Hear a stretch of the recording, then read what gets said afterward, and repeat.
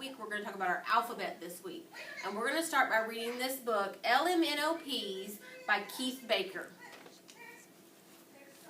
We are peas, alphabet peas. We work and play in the ABCs. We're acrobats, artists, and astronauts too. We're builders, bathers, and bikers in a race. We're climbers, we're campers, and he's a circus clown. We're dancers and drivers round town. We're eaters, electricians, and explorers searching land. We're farmers, flaggers, and best friends in a band. We're gardeners, gigglers, givers and takers. We're hikers, inventors, and investigators. We're judges and jugglers, and we're kickers and kayakers, and some of us are kings. We're listeners, miners, and neighbors next door. We're nurses, officers, and outlaws taking more. We're painters and plumbers fixing leaks. We're pilots, parachutists, we're peas, and we're unique. We're quilters, quarterbacks, and readers. We're scientists, swimmers, and sailors at sea. We're truckers and teachers. We're underwater divers. We're voters and vets and volunteers. We're weavers, wishers, and x-ray doctors too. We're yogis in a pose. And we're zoologists, that's who. We are peas from A to Z. Now tell us, please, who are you? So who do you want to be when you grow up? So now I'm going to go over to blocks, and we're going to do some building with some blocks.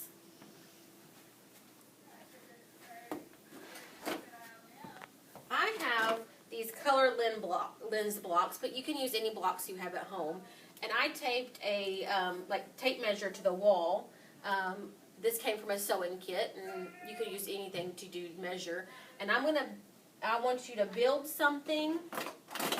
Use your blocks at home and build a tower or build whatever you want to build. And then I want you to measure and see how tall your structure is. Mine is 10 inches tall. So I want you to build something at home and then measure how tall it is.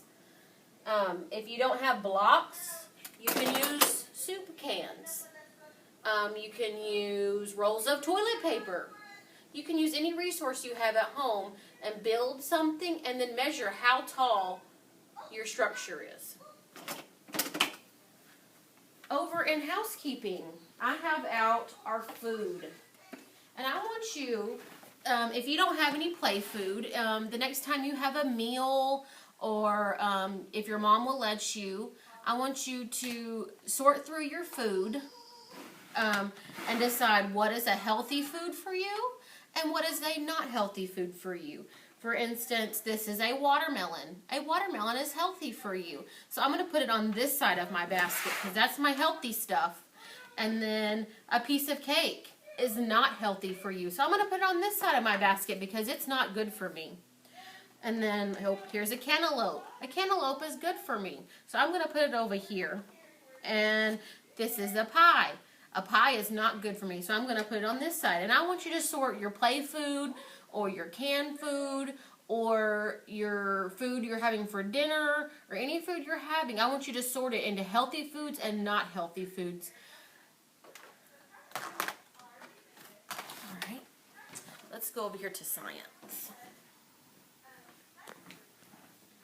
Science, we're going to be investigators today, and we're going to investigate our bugs. So I pulled out a dragonfly, and I'm going to look at my dragonfly, and I'm going to see, oh, it has 6 legs, and it has 4 wings, and it's really long. And if you pick out a small bug, like a fly, And if you see a dead real fly, you can get a magnifying glass and you can look at your bug and see and count how many legs your bugs have and how many wings your bug has, how many eyes your bugs have, how many antennas your bug has. And I want you to go investigate. And if you see a little ant, I want you to, if you have a magnifying glass at home, I want you to investigate that bug and see what that bug is doing.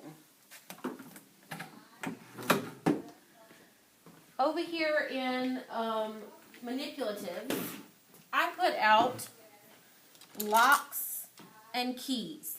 And I know at home you're not going to have the locks with these stars on it, and you're not going to have keys with numbers on them.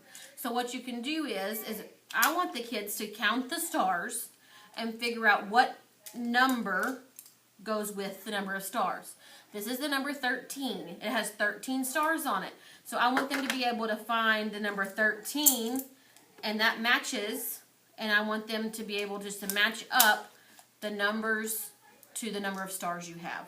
You can draw stars, you can draw dots, you can draw hearts, whatever you want to draw them out, like that 13 or 5, and then draw number 5 on another piece of paper and see if they can match the number of stars or dots or hearts to the number written on the other page. So it's just a matching game and matching your object to a number.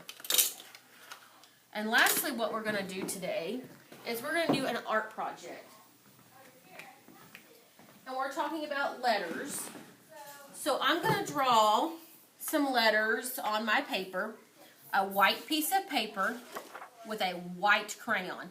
And the kids are going to be like, well, that doesn't show up. We'll just draw some letters on there. I'm going to draw an A. I'm going to draw a B. And I'm going to draw a C. I'm going to write my name. Draw some letters, write your name, whatever you want to do. Draw on a white paper with white crayon. And then you're going to take watercolors and you're going to paint over what you drew.